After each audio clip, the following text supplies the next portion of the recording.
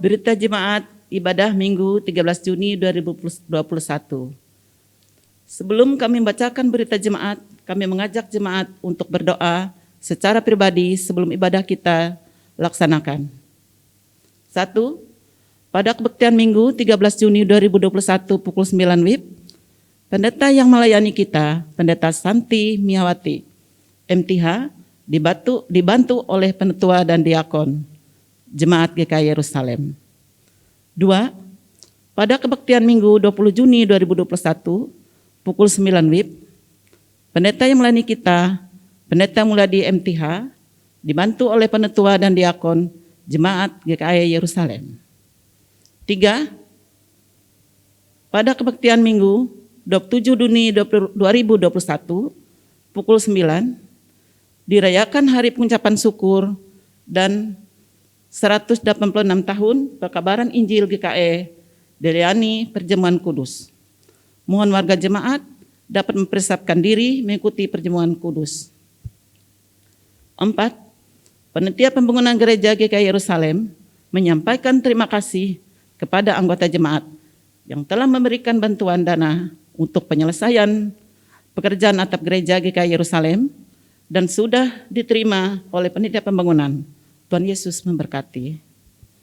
5. Diinformasikan kepada warga jemaat apabila mengumpulkan persembahan syukur atau kolekte ibadah minggu melalui amplop yang telah disiapkan agar dapat mencantumkan nama jelas dan nominal persembahan atau kolekte. Demikian diinformasikan. 6. Diinformasikan kepada jemaat GKI Yerusalem bahwa sepanjang bulan Juni sampai Juli 2021, dalam kurung 2 bulan, pendeta pelayanan lingkungan adalah sebagai berikut.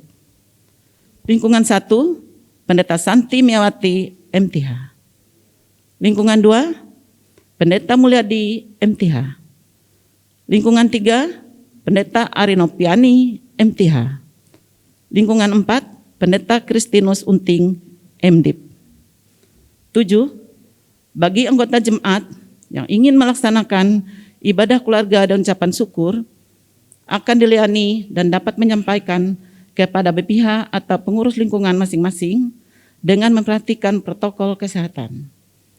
8. Mohon dukungan doa dari anggota jemaat bagi anggota jemaat yang sakit, baik yang dirawat di rumah sakit, dirawat di rumah maupun dirawat di rumah sakit. 9. Selamat ulang tahun bagi warga jemaat yang berulang tahun kelahiran dan ulang tahun pernikahan sepanjang minggu ini. 10. Majelis Jemaat GKI Yerusalem mengucapkan terima kasih kepada anggota jemaat yang beribadah di rumah pada pagi hari ini.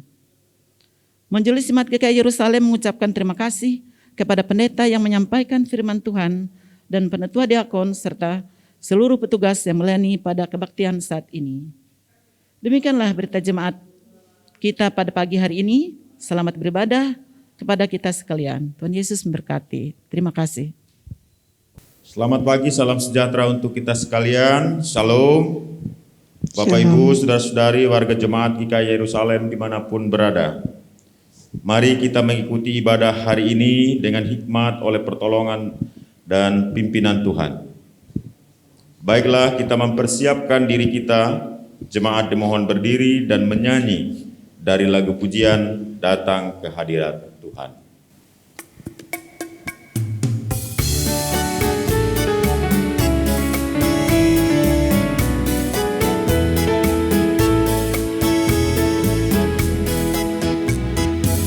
Datang ke hadirat Tuhan dengan hati yang penuh sukacita. Datang ke hadirat Tuhan dengan senyum dan muka yang gembira. Tanggalkan beban dan kesedihan yang ada di dalam hatimu.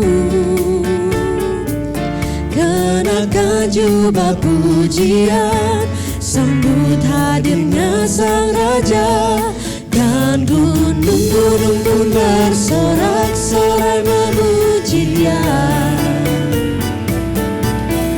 Dan pohon-pohon pun bertepuk tangan memuji puji Dia. Sekalian kita di sini berkumpul dan memuji Dia. Yesus Tuhan Raja, Dialah yang bertata di atas pujian.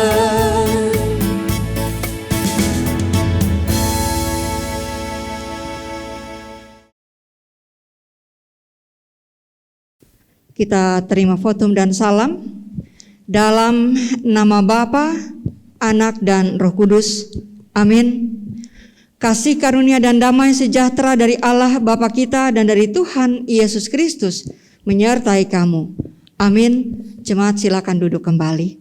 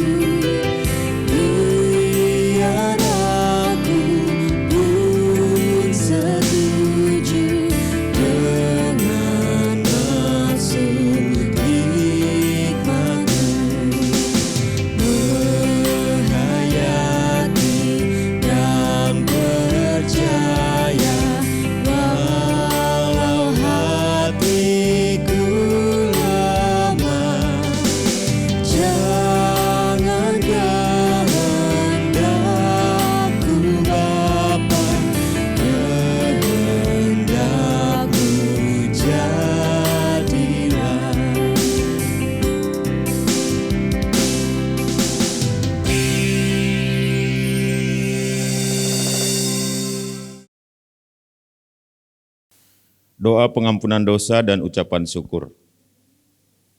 Mari kita merendahkan diri di hadapan Tuhan, mengaku dosa dan mengucap syukur dalam doa. Kita berdoa. Ya Tuhan Allah Bapa kami bersyukur kepadamu, sebab kami dipercaya dan mengalami pemeliharaan dalam hidup kami. Kami merasakan tuntunan tangan Tuhan di setiap suka duka kami, sehingga iman kami selalu dikuatkan. Terima kasih atas semua berkat-Mu ya telah kami terima dan rasakan, serta ajarlah juga kami agar tidak menyia-nyiakan berkat-Mu itu. Dalam sadar kami juga mengaku akan segala kelemahan dan perbuatan salah kami. Sungguh itu pasti menjadi batu sandungan hubungan antara kami dan Engkau ya Tuhan.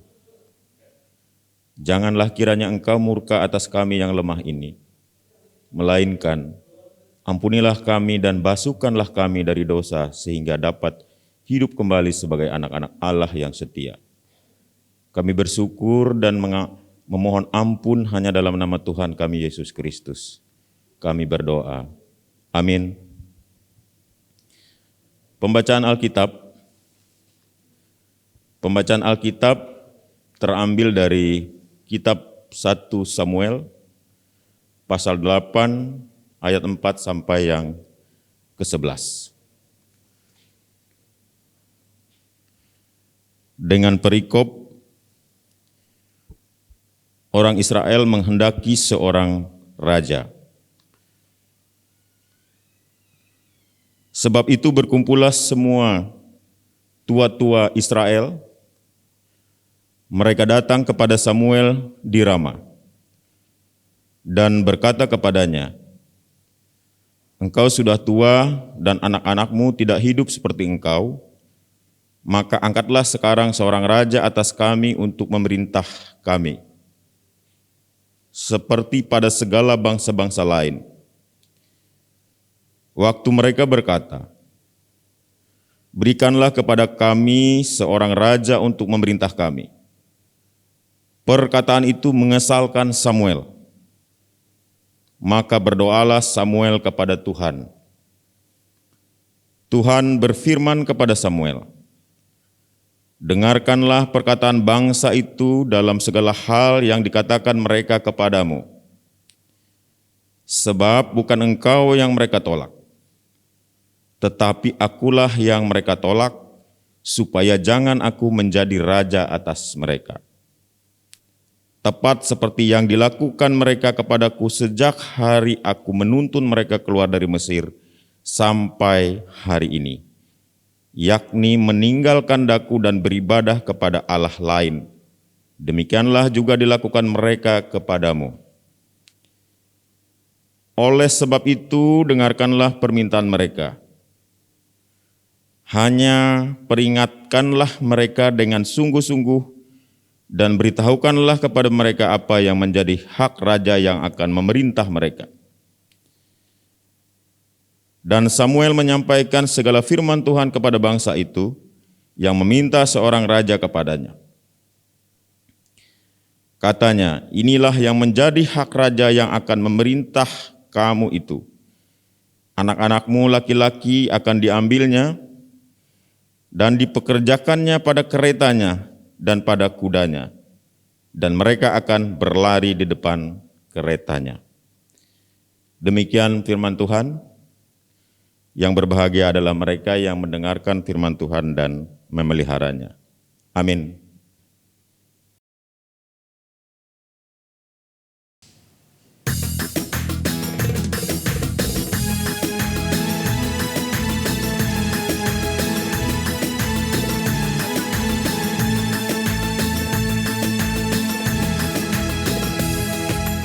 Tuhan Allah telah berfirman, haleluya, pada umat sabda hikmat, haleluya. Buka telinga hai umatnya, kabar yang baik dengarkanlah.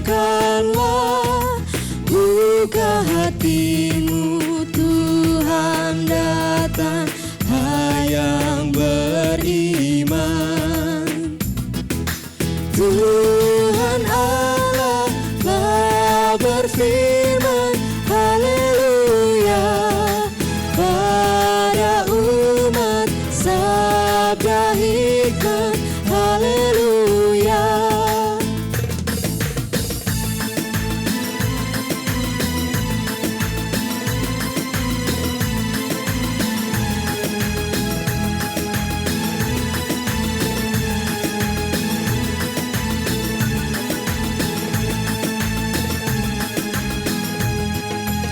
Tuhan Allah telah berfirman, haleluya, pada umat sabda hikmat, haleluya. Barang siapa bertelinga, jangan menutup hatinya. Yang mau belajar, hai dengarlah firman yang bakar. Tuhan Allah telah berfirman,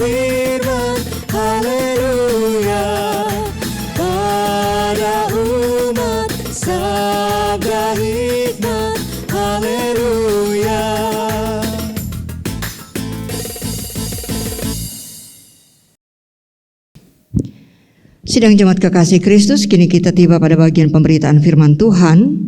Dan bagian Alkitab yang akan kita simak, kita baca dan kita cermati bersama didasarkan pada surat Rasul Paulus kepada jemaat Korintus, surat yang kedua, atau 2 Korintus pasal 4 ayat 13 sampai ayatnya yang ke-15, yang merupakan bagian dari satu judul perikop harta rohani dalam bejana tanah. 2 Korintus pasal 4 ayat 13 sampai 15. Kalau sudah kita temukan, mari kita bersatu dalam doa sebelum kita membaca dan merenungkannya. Segala puji syukur hanya bagi-Mu ya Allah yang Maha Kuasa. Ke dalam tangan-Mu kami menyerahkan tubuh, jiwa, dan roh kami. Dan tiba kembali saatnya bagi kami pada saat ini untuk menyimak, untuk membaca, untuk mendengarkan, dan untuk memahami bagian Alkitab yang dituliskan dalam kisah Alkitab dalam 2 Korintus pasal 4 ayat 13 sampai 15 perihal harta rohani dalam bejana tanah. Urapi dan berkatilah hamba-Mu yang akan menyampaikan, dan berkatilah sekalian jemaat-Mu yang mendengarkan. Karena kami percaya dalam pertolongan Tuhan kami dimampukan mengerti dan memahami maksud-Mu, dan boleh menerapkan dan melaksanakannya dalam kehidupan kami tiap-tiap hari. Dalam dan oleh Yesus Kristus kami berdoa dan mengucap syukur. Amin. Ibu bapak, saudara dan keluarga yang diberkati Tuhan Yesus Kristus yang berada di kediaman masing-masing pun yang berada di studio, kembali kita dipertemukan dalam hari perhentian Tuhan di ibadah minggu kita kali ini. 1 minggu sudah kita lewati, dan bagian Alkitab yang akan kita cermati bersama merupakan bagian dari satu judul perikop harta rohani dalam bejana tanah yang menuliskan demikian, ayatnya yang ke-13. Namun karena kami memiliki roh iman yang sama, seperti ada tertulis, aku percaya, sebab itu aku berkata-kata. Maka kami juga percaya, dan sebab itu kami juga berkata-kata. Karena kami tahu bahwa Ia yang telah membangkitkan Tuhan Yesus akan membangkitkan kami juga bersama-sama dengan Yesus. Dan Ia akan menghadapkan kami bersama-sama dengan kamu kepada diri-Nya. Sebab semuanya itu terjadi oleh karena kamu, supaya kasih karunia yang semakin besar berhubung dengan semakin banyaknya orang yang menjadi percaya, menyebabkan semakin melimpahnya ucapan syukur bagi kemuliaan Allah. Demikian dituliskan. Shalom. Ibu bapak, saudara dan jemaat kekasih Kristus,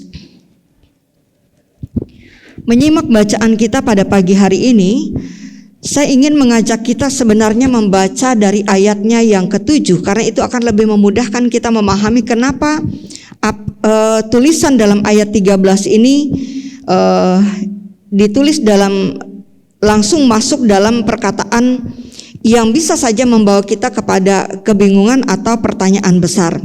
Karena memang pernyataan ini menjadi semacam paradoks, dan paradoks itu adalah sebuah pernyataan seolah-olah bertentangan dengan pendapat umum, tetapi sesungguhnya mengandung kebenaran.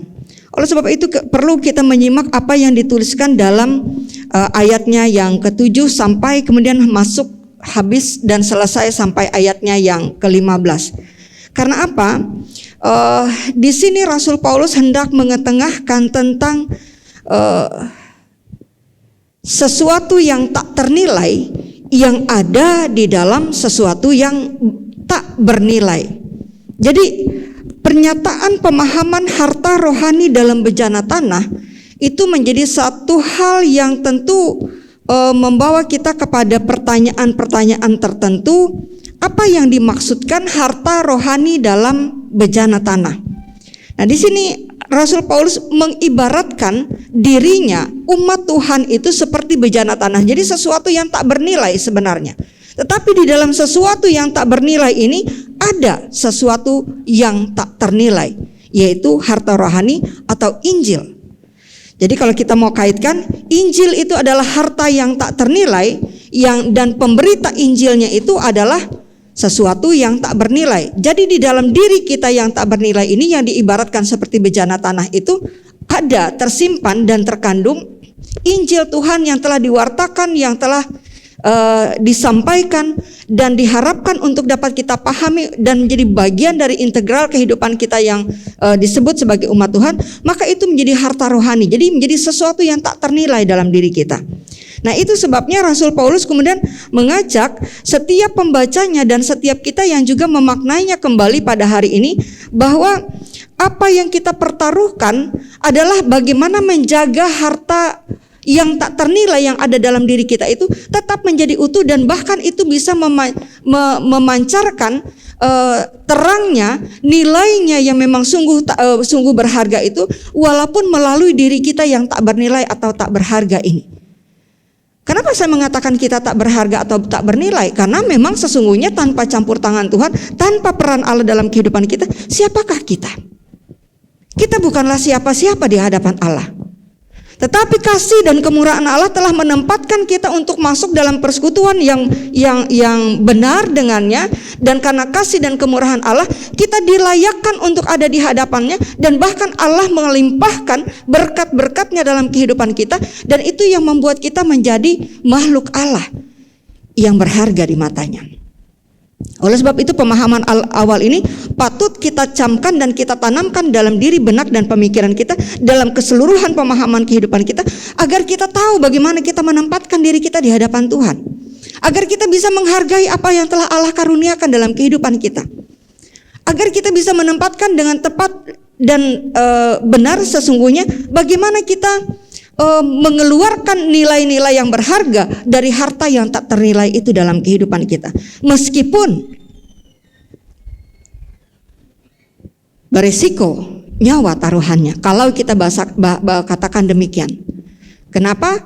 Itu menandakan bahwa kita mempertaruhkan keseluruhan kehidupan kita untuk menyuarakan kembali, untuk menyampaikan kembali, untuk memberitakan kembali, dan untuk menunjukkan tidak hanya melalui tutur kata kita, karena tutur kata kita itu bermula dari apa yang kita pikirkan, dan apa yang kita pikirkan itu berasal dari apa yang kita rasakan dan kita maknai. Karena itu semua menjadi satu kesinambungan dalam diri kita, dan itu menjadi satu kekuatan tersendiri dalam diri kita. Karena kalau kita tidak merasakan bagaimana kita dikasihi oleh Allah, bagaimana kita diberkati oleh Allah, bagaimana kita dilindungi dan dilimpahi rahmatnya oleh Allah, maka tidak akan berbuah pemikiran yang akan membawa kita untuk mau menunjukkan apa yang telah kita rasakan dan apa yang telah Tuhan hadirkan dalam kehidupan kita. Nah, ini yang dirasakan oleh Rasul Paulus. Rasul Paulus yang kita kenal sebagai seorang penyesah jemaat, penganiaya jemaat, tapi Tuhan menempatkan, Tuhan memanggilnya dari keberadaannya yang hina, yang bukan apa-apa dan bukan siapa-siapa itu, tetapi lebih memperlengkapi dan lebih memperkaya ia dengan sesuatu yang luar biasa, dengan kekuatan yang tentu saja berasal dari Allah. Dan Paulus mengalami dan merasakan bagaimana Allah terus menguatkan, meneguhkan dan memampukan dia, bahkan menyelamatkan ia dari keputusasaan dan kehancuran. Dan Rasul Paulus memandang apa yang ia sebut sebagai penderitaannya itu adalah caranya ia mengalami dan merasakan penderitaan Kristus dalam hidupnya yang telah berkorban baginya. Jadi berbagai kelepasan yang berulang-ulang dialami oleh Rasul Paulus, dan itu menolong ia untuk merasakan bagaimana kuasa kebangkitan Tuhan itu, dan kuasa itu nampak di saat ia berhadapan dengan berbagai situasi, bagaimana kemudian kecaman demi kecaman ditujukan kepadanya, tudingan demi tudingan ditujukan kepadanya, bahkan ia dipandang dan disebut sebagai seorang yang tidak pantas disebut sebagai rasul. Ia juga disebut sebagai seorang yang hanya mencoba memanfaatkan kesempatan dalam kesempitan, dan berbagai cemoohan yang lain yang bisa saja melukainya dan membuat ia patah arang, membuat ia putus asa. Tapi tidak terjadi dalam dirinya, karena ia menerima kekuatan demi kekuatan baru dari pertolongan Allah dalam hidupnya. Itu sebabnya dalam ayatnya yang ke-13 ia mengatakan demikian, yang menjadi bacaan kita pada pagi hari ini. Namun karena kami memiliki roh iman yang sama, seperti ada tertulis, aku percaya, sebab itu aku berkata-kata, maka kami juga percaya, dan sebab itu kami juga berkata-kata. Karena kami tahu bahwa ia yang telah membangkitkan Tuhan Yesus akan membangkitkan kami juga bersama-sama dengan Yesus, dan ia akan menghadapkan kami bersama-sama dengan kamu kepada dirinya. Jadi sebagaimana perasaan dan kekuatan iman, pemahaman dan keyakinan yang terus bertumbuh dalam dirinya menghadapi masa kesesakan, menghadapi situasi pergumulan dan berbagai kondisi penderitaan yang dialami sebagai manusia, ketika ia kemudian dipanggil oleh Allah yang tentunya tidak seketika membuat hidupnya menjadi jauh lebih mudah dari sebelumnya, tetapi justru membawa ia kepada keadaan yang cukup berat dalam dirinya untuk ia pertahankan, yang membuat ia harus mampu dan yakin bahwa apa yang telah ditetapkan oleh Allah dalam dirinya tidak akan mudah digoyahkan oleh apapun. Tentu ibu bapak dan saudara kekasih Kristus akan mengalami situasi yang sama. Nah, tapi ini mengingatkan kita ketika Allah memanggil kita untuk masuk dalam lingkaran persekutuan kasih-Nya. Allah tidak pernah menjanjikan jalan yang mulus, jalan yang rata. Allah tidak pernah menjanjikan semata-mata kenyamanan dan kesenangan belaka ada dalam kehidupan kita, tapi Allah menjanjikan kekuatan. Allah menolong kita dengan kekuatan yang Ia tambahkan dengan rahmat yang selalu baru dalam kehidupan kita tiap pagi. Itu yang memampukan kita menjalankan fungsi, tugas dan peran kita sebagai siapapun dan sebagai apapun kita. Dan semakin hari kita akan semakin terhubung dengan Allah hanya karena kasih karunia, bukan karena kekuatan kita. Bukan karena kecerdasan dan kepandaian kita sebagai manusia yang tetap kita harus berkata bahwa segala sesuatu itu terbatas adanya. Alkitab ketika kita semakin senang membaca Alkitab, ketika kita semakin senang mengulik apa yang dituliskan dalam Alkitab, maka kita akan semakin menjumpai betapa keberdosaan kita menempatkan kita sebagai orang-orang yang tidak berdaya. Betapa semakin tidak mampunya kita keluar dari lingkaran keberdosaan kita kalau kita hanya mengandalkan kekuatan kita. Kita tidak akan mampu dan tidak akan berani mengatakan apapun di hadapan orang banyak kepada siapapun yang kita jumpai dalam kehidupan kita kalau kita hanya berpegang pada kecerdasan, kemampuan, kepandaian kita semata-mata. Karena kita akan berpikir, apa sih yang bisa saya andalkan? Apa sih yang bisa saya tonjolkan? Apa sih yang bisa saya tunjukkan? Toh saya orang yang berdosa sama dengan yang lain. Dan itu juga ada dalam pemikiran seorang Paulus. Bahkan dalam tulisannya Paulus mengatakan, dari semua orang yang berdosa, akulah yang paling berdosa. Tetapi kenapa ia bertahan? Justru karena kekuatan yang dari Allah itulah yang menambahkan kekuatan baru dalam dirinya, yang membuatnya mampu berkata-kata, yang membuatnya tetap teguh dalam imannya, dalam keyakinannya, dan membuat ia tetap ingin melakukan tugas panggilan pelayanannya. Nah, akhirnya saudara dan ibu bapak kekasih Kristus, kalau kemudian kita mau bergumul dalam kehidupan terkait dengan apa yang disebut dengan panggilan pelayanan, maka yang hendak disampaikan dalam nats ini, karena kita akan memasuki minggu pekabaran Injil, dan dalam minggu pekabaran Injil ini kita diperhadapkan pada kenyataan betapa tidak mudahnya Injil masuk ke bumi Kalimantan, betapa beratnya perjuangan dan bahkan berkorban nyawa dari kaum misionaris yang masuk ke bumi Kalimantan hanya untuk menyampaikan berita sukacita, hanya untuk membawa berita kabar kahanjak akan Ulu Dayak. Dan itu tidak mudah. Apa yang mereka lakukan memperhadapkan mereka kepada tantangan yang tidak sedikit.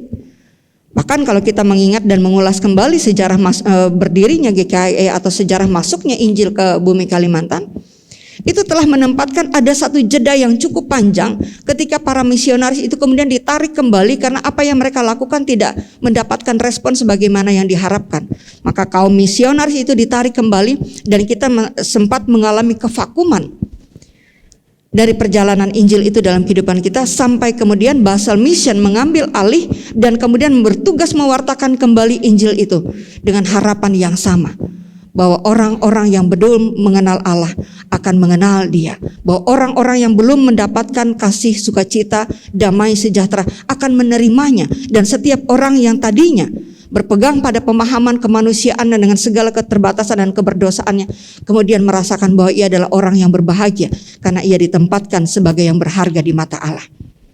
Kalau sudah demikian, maka kita akan berpikir, apakah yang bisa merintangi kita untuk melayani Tuhan? Di satu sisi sebagai orang-orang yang mengerti dan memahami panggilan pelayan, mungkin kita bisa berkata bahwa tidak ada satu hal pun yang bisa merintangi kita untuk melayani. Tapi nyatanya kita masih tetap saja menjumpai hal-hal yang bisa menjadi rintangan dalam kita melaksanakan tugas pelayanan kita. Rintangan itu bisa saja datang dari dalam diri kita. Keengganan, kesungkanan, kemalasan, dan lain sebagainya bisa saja menjadi penghalang terbesar dan terberat untuk kita kalahkan. Belum lagi juga tekanan dan rintangan yang bisa saja datang dari luar. Ya. Omongan orang-orang yang ada di sekeliling kita, pertanyaan apakah memang kamu pantas dari anggota majelis misalnya. Toh kamu melakukan ini dan melakukan itu. Nah, itu bisa melemahkan kita dan bisa membuat kita menjadi tidak percaya diri untuk melakukan pelayanan. Dan tapi hari ini kita diingatkan kembali, kalau kita mengandalkan pendengaran kita sebagai manusia, maka akan ada begitu banyak tekanan yang kita terima dan akan menjadi satu kesulitan bagi kita untuk tetap melangkah maju melaksanakan tugas panggilan pelayanan kita. Tapi lihatlah apa yang dilakukan oleh seorang Paulus bersama dengan rekan-rekannya. Ia mengandalkan Tuhan dalam hidupnya. Ia percaya bahwa Allah telah punya rancangan yang terbaik baginya. Walaupun ia seorang yang berdosa, walaupun ia seorang yang memiliki keterbatasan, walaupun secara intelektual Rasul Paulus adalah seorang yang cerdas pada masanya. Ia bisa disebut sebagai atau masuk dalam golongan kaum cendekiawan karena IQ-nya yang cukup tinggi di atas rata-rata walaupun tubuhnya kecil, berbadan bungkuk. Tapi ia siap menerima tugas panggilan itu. Ia siap dipakai oleh Allah. Bahkan ia menetapkan dirinya untuk menjadi rasul di antara orang-orang yang bukan Yahudi. Yang ia tahu tentu jauh lebih sulit baginya untuk melaksanakan tugas pelayanan. Tapi ia setia dan mau melakukannya. Ia tahu karena ia sudah dipakai oleh Allah. Ia tahu karena ia sudah dipanggil oleh Allah. Ia tahu karena ia sudah dibentuk oleh Allah. Dan itu tidak akan menjadi rintangan apapun lagi baginya untuk melaksanakan tugas pelayanannya. Hari ini kita diingatkan kembali tentang hal itu, tetapi sekaligus juga meneguhkan kita bahwa ketika kita memenuhi tugas panggilan pelayanan kita, memang tidak seketika segala penderitaan itu hilang lenyap dari kehidupan kita. Tetapi ketika kita bersedia memenuhi panggilan pelayanan kita dengan wawasan dan pengalaman baik yang kita alami pribadi maupun dengan orang-orang yang berada di sekitar kita, maka kita tahu dan kita yakin tidak ada satu hal pun yang dapat merintangi kita untuk melaksanakan tugas pelayanan kita. Dan bahkan di masa-masa seperti sekarang ini, ketika begitu banyak orang diterpa dengan berbagai tekanan, entah karena persoalan ekonomi, entah karena situasi di mana kita memiliki begitu banyak ketidakleluasan untuk mengerjakan banyak hal, segala sesuatu serba terbatas. Janganlah kita menjadi orang-orang yang undur. Karena di dalam kesulitan semacam inilah kita bisa menerima itu sebagaimana yang diterima oleh Rasul Paulus, menerima itu sebagai bagian dari penderitaan Kristus yang juga bisa kita rasakan dalam diri kita. Karena kalau kita bicara soal penderitaan pergumulan yang kita alami tentu tidak sebanding dengan penderitaan Kristus. Ketika ia melayani kita, ketika ia membuka wawasan berpikir kita, ketika ia masuk dalam ranah terdalam dalam kehidupan kita untuk memanggil kita, merasakan bahwa karya keselamatan itu akan diberikan kepada setiap orang yang percaya. Oleh sebab itu satu hal yang dibutuhkan dan diperlukan pada saat ini. Jangan pernah undur dan tetap dalam kerendahan hati melaksanakan tugas bagian kita. Ingatlah, Allah akan dimuliakan melalui pelayanan saudara dan saya dan kita semua. Oleh sebab itu terpujilah Allah, marilah kita bangun hidup kebersamaan, marilah kita saling menjaga, kita saling menopang, kita saling menguatkan, kita saling melengkapi. Karena percayalah kekuatan Allah akan terus ditambahkan dalam hidup pelayanan dan juga perjuangan di perjalanan hari-hari kita sekalian. Terpujilah Allah dan diberkatilah kita sekalian. Amin. Mari kita berdoa.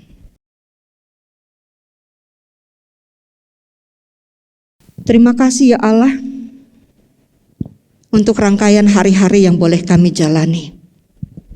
Terpujilah namamu ya Kristus yang telah memperlengkapi kami dan selalu memenuhi ruang dalam hati kami dalam keseluruhan keberadaan kehidupan pemikiran dan jalan yang kami tempuh dengan kasih dan kemurahan-Mu, bahwa Engkau tidak akan pernah meninggalkan kami barang sedetik pun. Dan ketika Engkau memanggil kami dalam lingkaran kasih kemurahan-Mu, menetapkan kami untuk saling melayani, menetapkan kami untuk saling menopang, menetapkan kami untuk melaksanakan tugas panggilan kehidupan kami, sebagaimana yang telah Tuhan rancang, Tuhan persiapkan, Tuhan rencanakan bagi kami sejak kami dari berada dalam kandungan sampai pada saat ini. Bahwa semuanya telah Tuhan jaga, semuanya telah Tuhan atur sedemikian rupa, dan Engkau tidak akan membiarkan kami dalam keadaan lemah.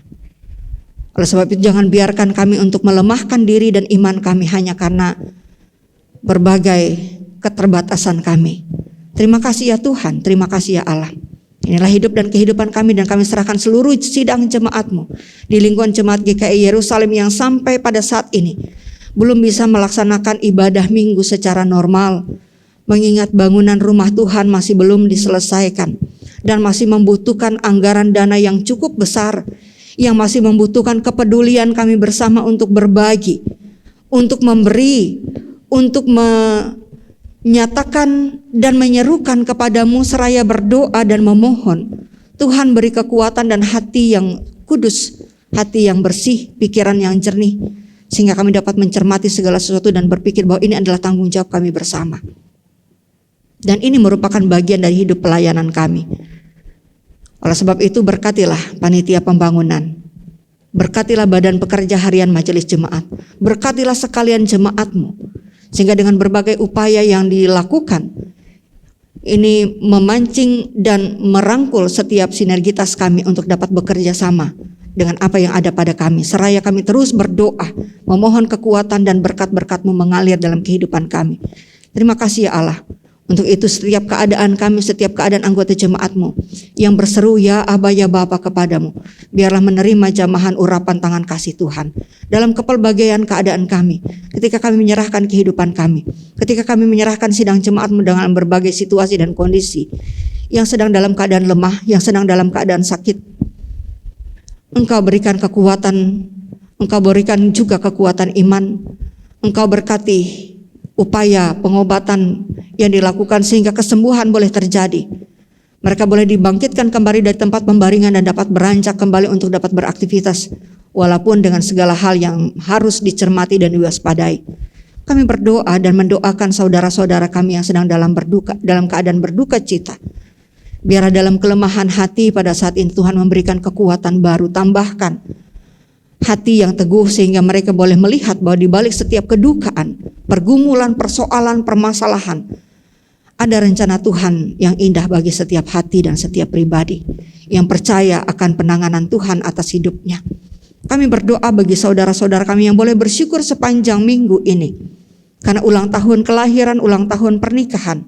Bahkan banyak hal-hal baik yang boleh terjadi dalam kehidupan kami yang kami yakini karena Tuhan melindungi, menjaga dan memperkenankannya terjadi dalam hidup kami. Sehingga sempurnalah kiranya rasa syukur kami ketika Tuhan memberkati apa yang boleh kami alami dan rasakan. Dan seraya menolong kami untuk terus berserah diri kepadamu sehingga kami boleh merespon setiap pekerjaan Tuhan sebagai bentuk panggilan hidup kebersamaan kami, baik sebagai pribadi dalam keluarga maupun di tengah-tengah masyarakat dan dunia kerja yang kami geluti. Terima kasih ya Allah, berbagai persoalan tentu juga dihadapi oleh kehidupan berjemaat-Mu, kehidupan bergereja-Mu.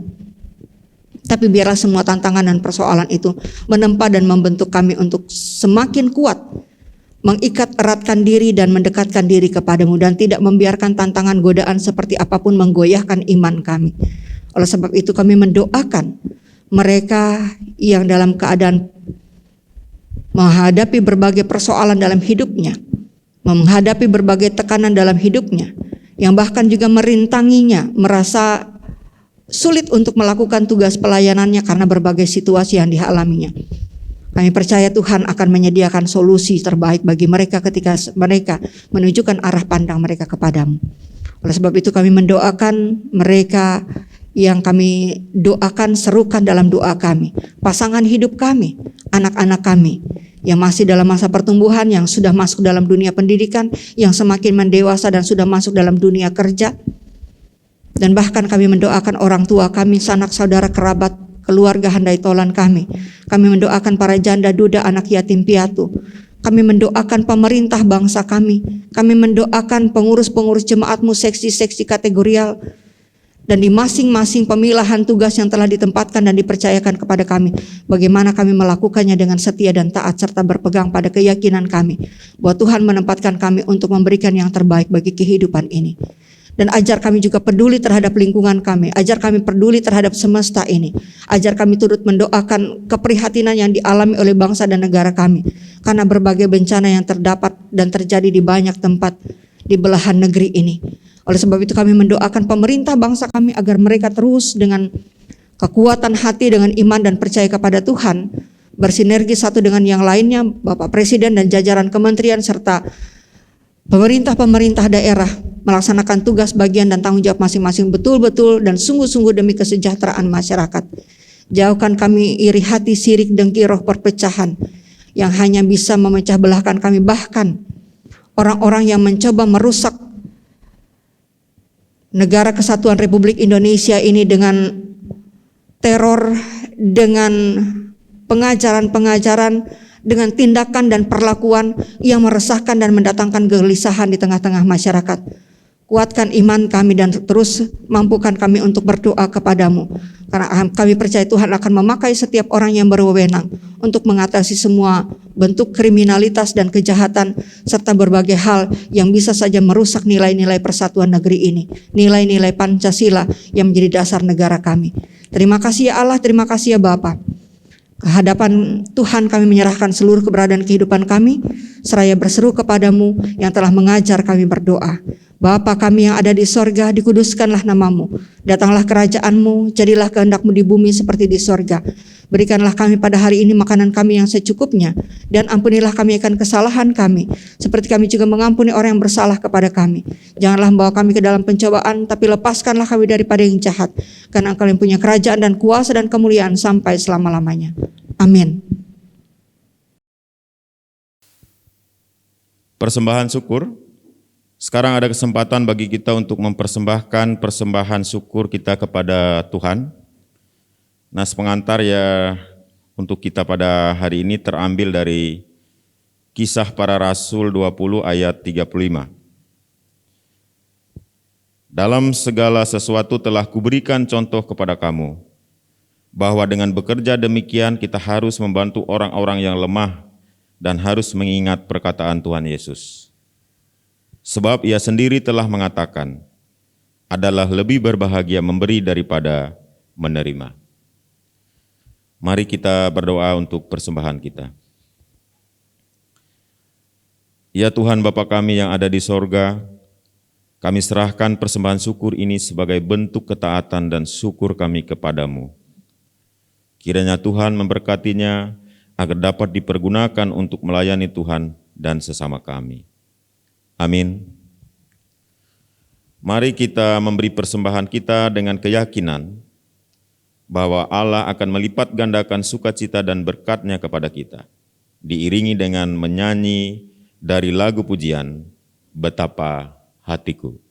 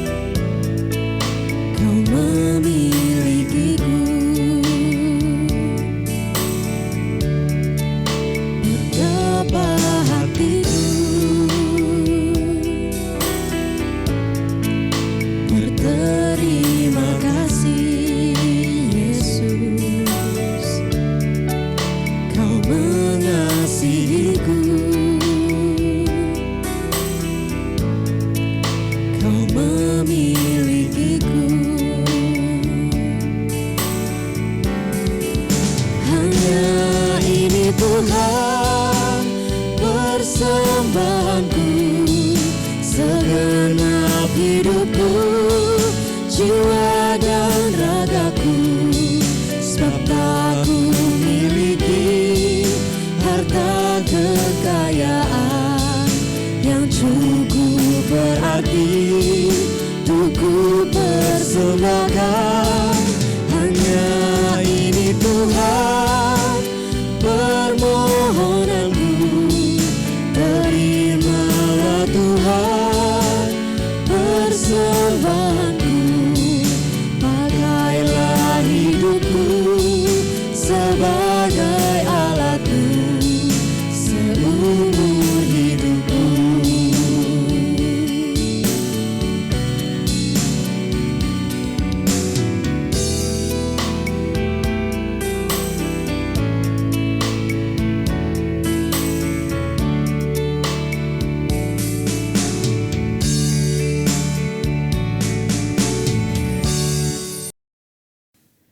Sidang jemaat kekasih Kristus, marilah kita berdiri bersama-sama dengan sekalian orang percaya dari segala masa dan tempat.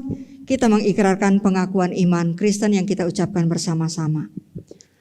Aku percaya kepada Allah Bapa yang Maha Kuasa, Khalik langit dan bumi, dan kepada Yesus Kristus anaknya yang tunggal Tuhan kita, yang dikandung daripada Roh Kudus, lahir dari anak darah Maria, yang menderita di bawah pemerintahan Pontius Pilatus, disalibkan, mati dan dikuburkan, turun ke dalam kerajaan maut.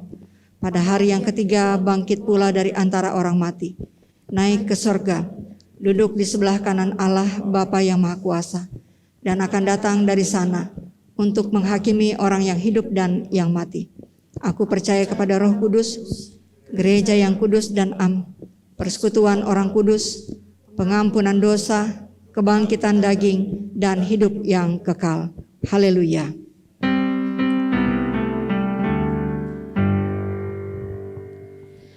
Haleluya, haleluya, haleluya.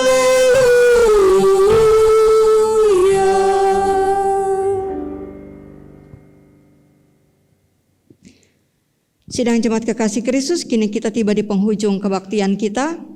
Mari kita menerima berkat Tuhan. Tuhan memberkati engkau dan melindungi engkau. Tuhan menyinari engkau dengan wajah-Nya dan memberi engkau kasih karunia. Tuhan menghadapkan wajah-Nya kepadamu dan memberi engkau damai sejahtera. Amin.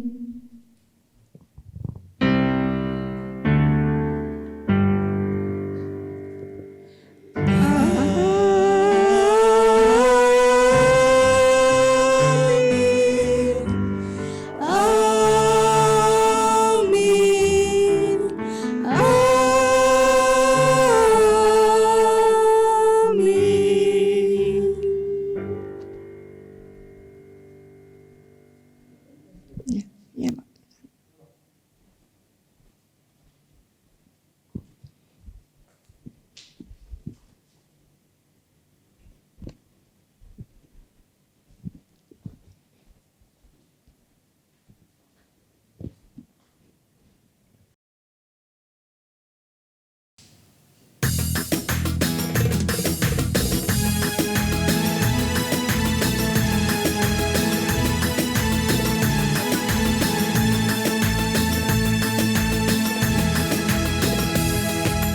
Tuhan Allah telah berfirman, haleluya, pada umat sabda hikmat, haleluya.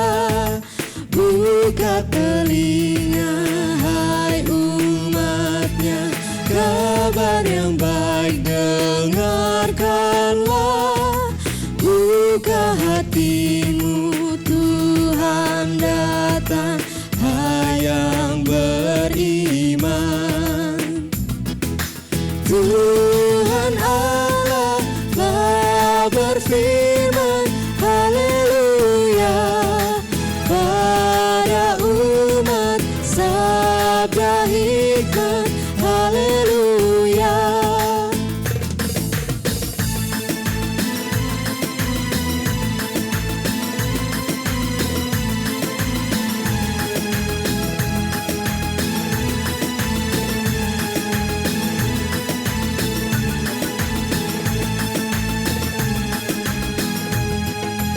Tuhan Allah telah berfirman, haleluya, pada umat sabda hikmat, haleluya. Barang siapa bertelinga, jangan menutup hatinya. Yang mau belajar, hai dengarlah firman yang bakar. Tuhan Allah telah berfirman, haleluya, pada umat sabda